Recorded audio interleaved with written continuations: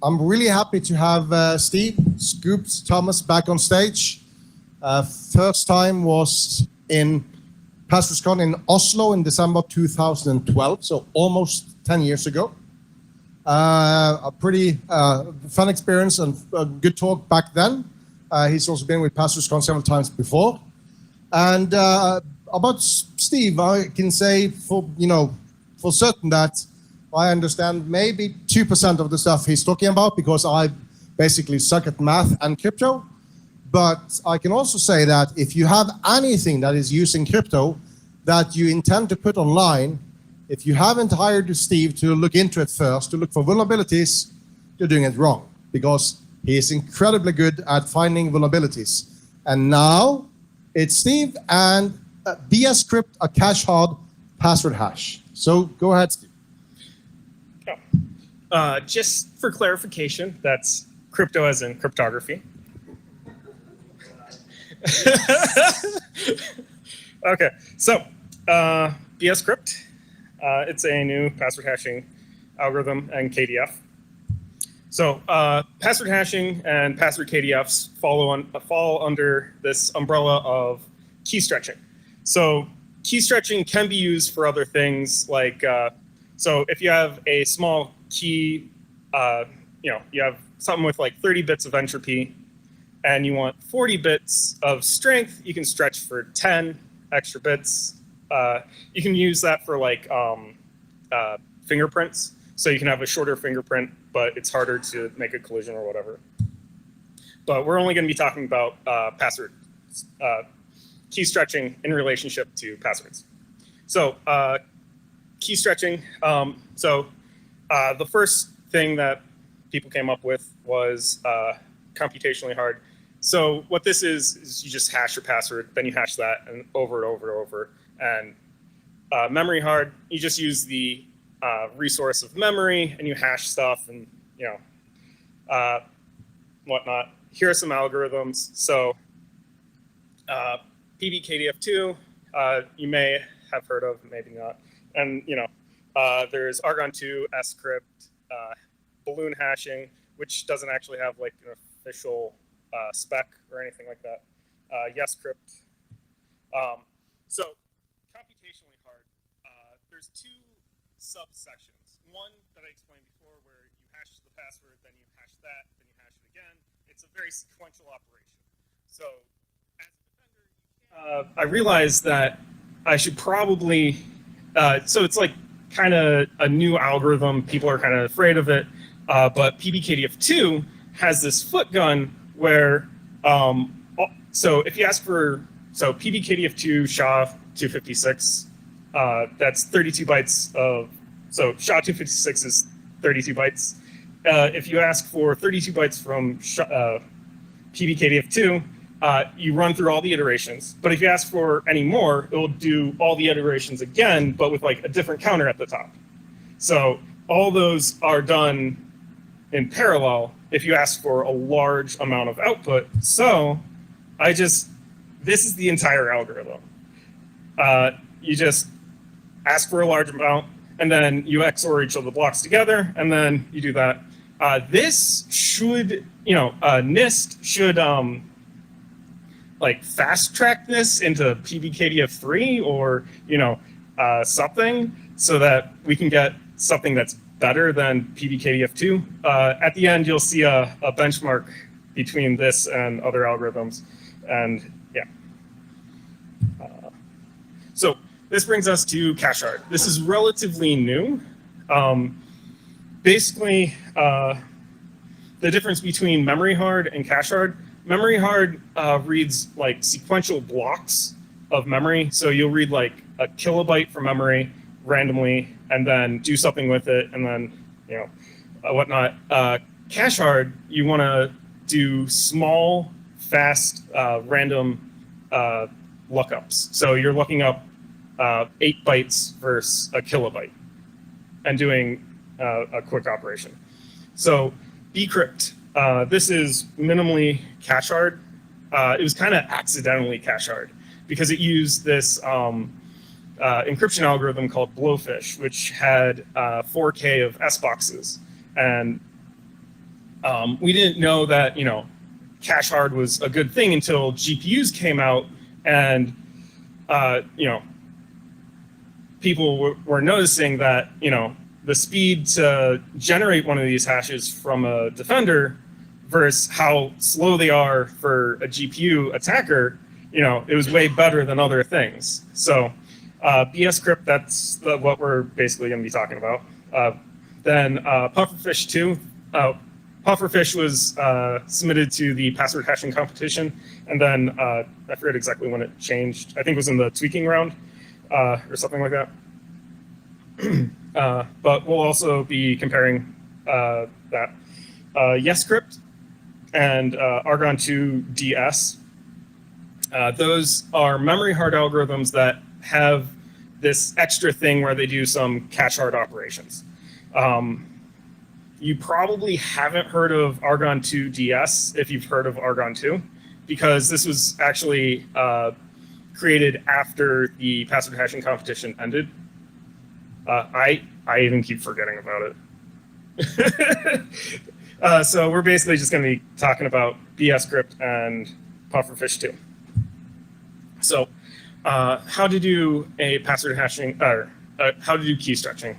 Well, so what you want to do is hash all the inputs, then do some sort of work with that. So you generate the seed, then you do some amount of work, you generate this value called work, and then you just put it in a KDF and stretch it for whatever length.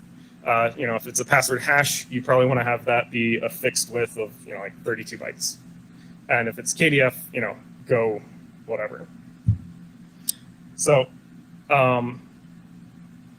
bcrypt, they didn't do that first step where you hash all the inputs. So what ended up happening is there's bugs with null characters where so a lot of the implementations are in C. They expect C strings, but if you give it UTF-16, then you have no password part. Then there were bugs where with Unicode characters and like UTF-8, where the sign got extended and cleared out parts of the password. But basically, this right here is blowfish encryption.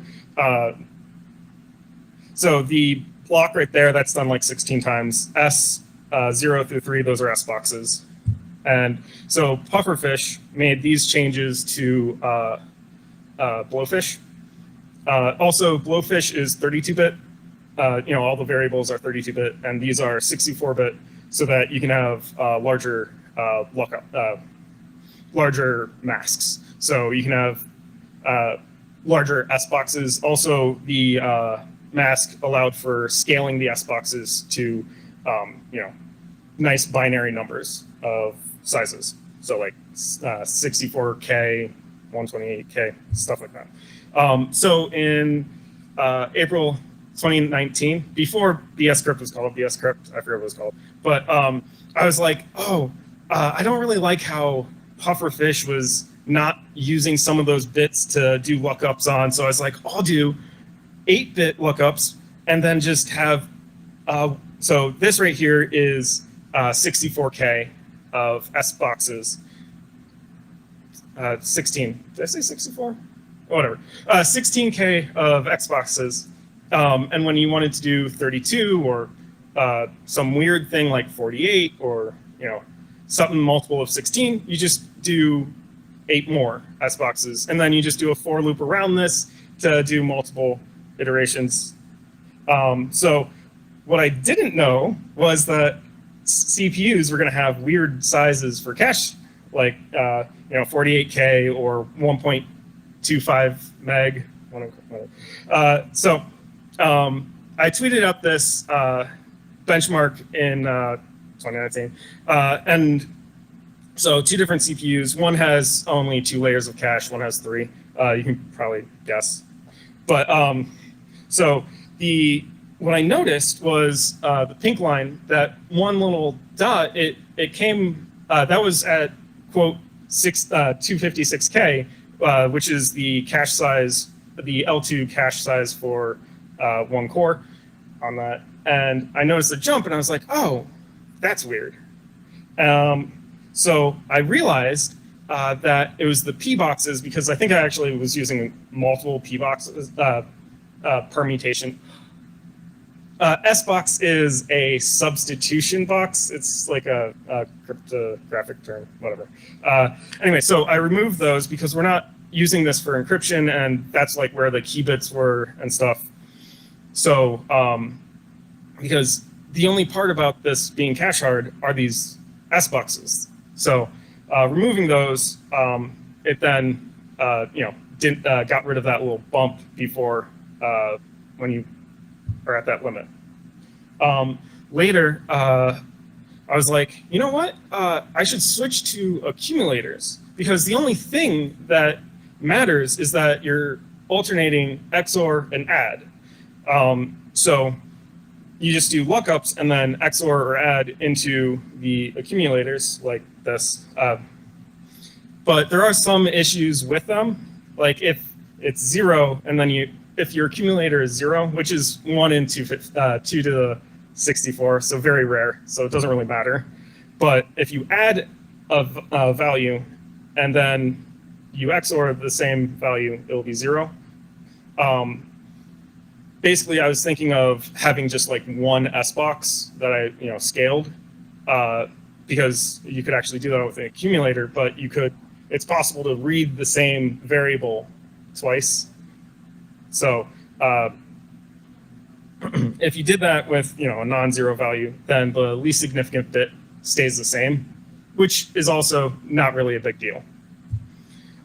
So I was looking at different sizes for masks, how many lookups I could do, and like what the limits were and whatnot. And so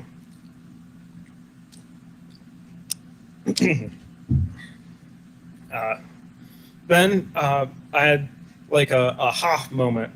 So I have two S boxes that are overlapping, and you can shift them over to get those weird cache sizes. So now I can hit like any size you really wanted within a 8-byte boundary. Granted, the way that I did things, it makes it nice for like 128-byte boundaries. And then I really like how easy it is to read the settings and know what they mean. So I just made it kilobyte boundaries. So the M parameter, if you see 256, that's 256K and whatnot. So it makes it nice and easy to understand. So the largest size that I could do with these overlapping S boxes, where a special case where they're totally separate for the largest size, would be these values. And so obviously 4K, that's kind of bad. And 64-bit masks, that's kind of excessive. So I got rid of those. And then I was looking and I'm like, well, a megabyte, that's kind of low. So, and then depending on whether you wanted to push out into L3 cache, some CPUs have more than 32 megs now. So I guess this one wins. So this is the main operation. Basically, all right, so green and blue, you can basically consider those like L1, L0 through L3, and then R0 through R3. Anyway, so the reason why I do 4 of these in parallel is password crackers for bscrypt. What they did was they interleaved 2 password, they interleaved 2 bscrypt hashes with 2 different passwords, and you got like a slight speed bump because it was hiding latency a little bit better. So I wanted to do that, but now these operations are just parallel. So I do a block of that, then I rotate them, and then I rotate them again and again. So it's basically 4 blocks of this, and it mixes all the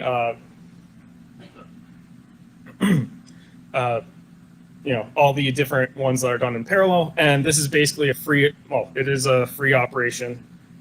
And then I just read sequentially, and then I also do a rotate again when you write, and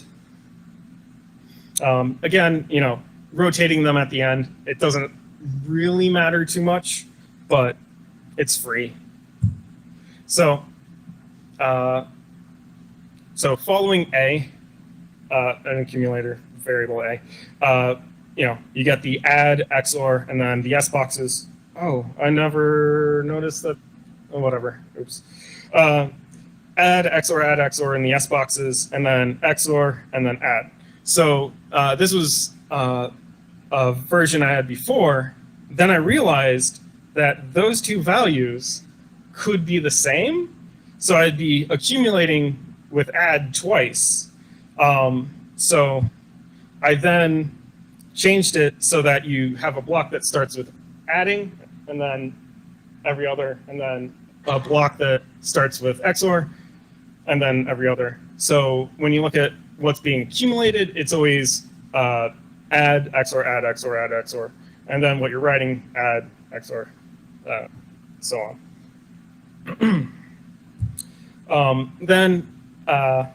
So those are two different blocks.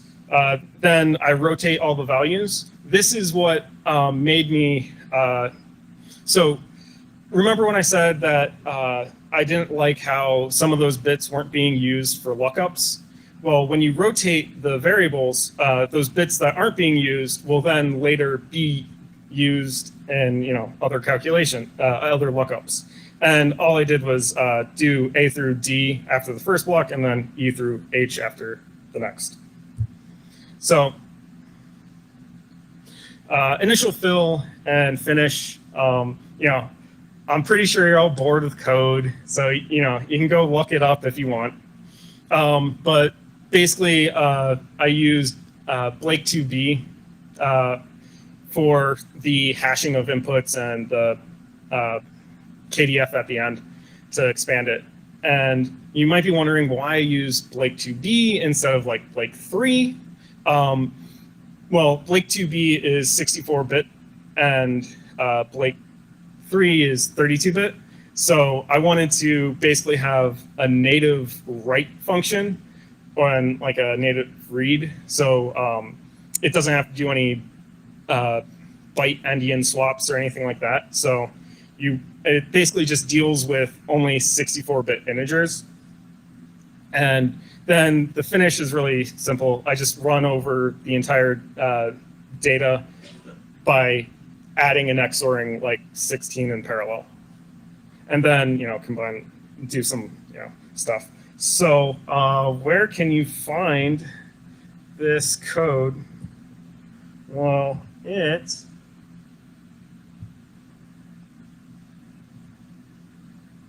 is,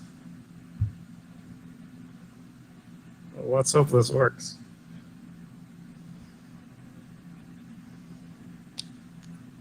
It is on GitHub as soon as this finishes.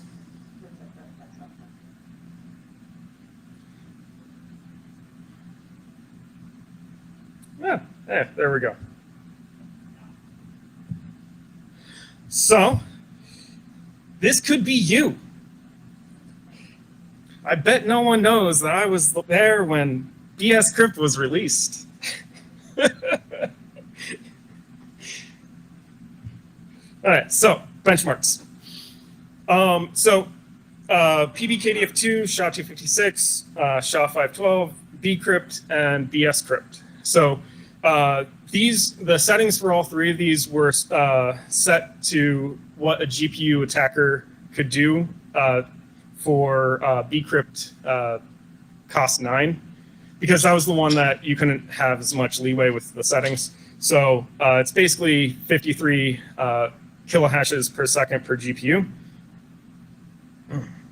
And so as a defender, you can spend almost 800 milliseconds doing PBKDF2 SHA-256, or you could spend 4 milliseconds running bscrypt.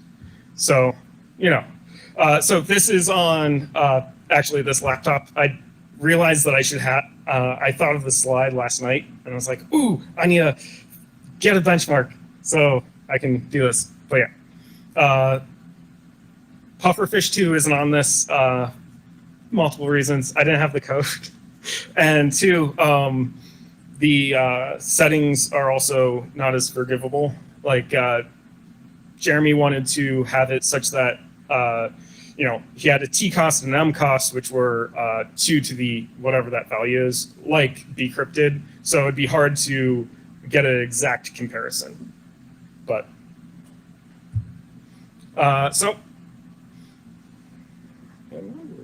okay.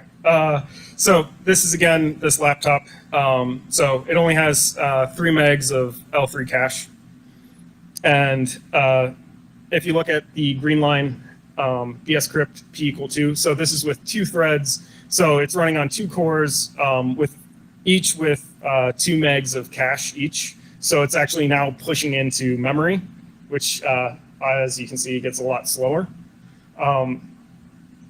Basically, oh right. So Pufferfish 2 fast. Basically, what Pufferfish does after every round of encrypting, encrypting all the S boxes, it hashes all of those. So it has to run through them with HMAC SHA-512 to hash them all, which is a slow operation, and it's not exactly helping its cache hardness. So it then gets a little bit faster for the Defender. So different CPU. This one has 6 megs of L3 cache, and for bscrypt P4, the last 2 are now hitting memory. So the nice thing about it is with multiple cores, so these are all, I should mention that each one of these points is quote the same hardness against a GPU attacker. Technically, you might be able to be faster on the slower side, the smaller side. So like 16 or 32, 64K. Those might be not enough cache hard to, push GPUs into doing memory lookups. I forgot to mention that earlier. So, minimum settings for password hashing. You should aim for being GPU being at most 10,000 hashes per second per GPU. And that's not like just any GPU. The best GPU for password cracking at the time, which currently is RTX 3080 12 gigabyte version. There's 2. There's one with 10, which is slightly older, whatever. But so when you put in settings for bscrypt with P1, P2, and P4, it takes roughly 1 millisecond to get to the minimum strength that you should have. So basically, this means that we can push well beyond and make GPU cracking really, really slow. So if you're familiar with bcrypt, cost 15 is ridiculously high. It takes a very long time to generate one of those hashes. But basically, the equivalent settings for bscrypt to hit less than 85 hashes per second per GPU. I ran this benchmark. As you can see, I guess it doesn't really help too much going with a 4th thread, even though it's a quad core. But you can get under 100 milliseconds on this CPU is like 7 years old, so it's not even that new. So it's definitely good, because usually your maximum time to do a password hashing algorithm is 100 milliseconds. You don't really want to go much higher than that. But with this, well, technically, if you're doing this on a server, you wouldn't want to use parallelism, because the parallelism is actually going to lower your throughput. So if you measure with all your cores doing it, and then you're like, okay, it takes 100 milliseconds. Well, that means your server can only authenticate 10 users at a time, per second. Anyway. Questions? I definitely skipped something. I don't know what happened. Because I was running overtime before when I was... Yeah, well, that was ahead of schedule. I don't know what happened. Yeah. Questions for Steve? Or is everybody totally clear with this? Any thoughts on performance against an FPGA or ASIC accelerated attacker? Yes. So the question was performance versus FPGA or ASIC attacker. So with FPGAs, there's this one, I forget what it's called, but it basically, it's 4 FPGAs on a board. You can only get them used. They're like $200 used, but so bscrypt on it is really nice and fast because of the onboard cache on it. Well, that cache is limiting how many units of bscrypt can be running at the same time on the FPGA. Well, that's only 4K. If you were doing 256K, you would then be 64 the speed, 1/64th the speed. So that would drop it well below GPUs. And then I assume ASICs are similar. But also no one's using ASICs. Question from me, Steve. Let's be paranoid. Do we have reasons to believe that specialized government agencies in unnamed countries could have specialized CPUs that are not generally known or available, that can be in existence today, that have either incredibly large cache sizes or also can deal with the memory hard or the cache hard problem? Yes, but you're not worried. I'm not worried about them. No one really should be. You should be worried about some kid with a GPU, like. And the team Hashcat, I guess. Yes. Yeah. Some kid that gets a GPU for Christmas, and then ooh, I can crack passwords. That's really. Any more questions for Steve? Nope. Okay. Well, then thank you, Steve. And we are finished a little bit early, but the last talk of the day, why kids couldn't care less about your password advice, is at 6 o'clock. I would really recommend that one as well. See you back then.